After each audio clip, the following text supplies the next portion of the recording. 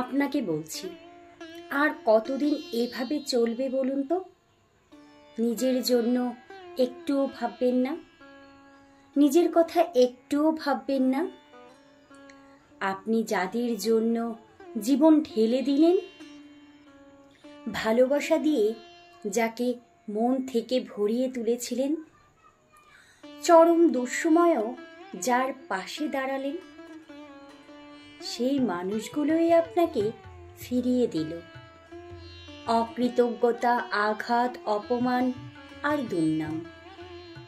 আচ্ছা বলুন তো, এগুলো পাবার জন্য কি আমরা অপেক্ষা করে থাকি? আর কতদিন এভাবে নিজেকে নিঃশেষ হতে দেখবেন? একটু ঘুরে দাঁড়ান। কেউ হেসে ভালোবেসে কথা বললে একটু থেমে যান। উদারতা দেখাবেন অবশ্যই, নিজেকে নিঃশেষ করে ফুরিয়ে দিয়ে নয়। গাছ বেঁচে থাকলে তবেই তো ফল পাওয়া যায়। ফল পাওয়াটা পরে, আগে গাছের বেঁচে থাকাটা জরুরি। ভাবার সময় এসেছে এবার।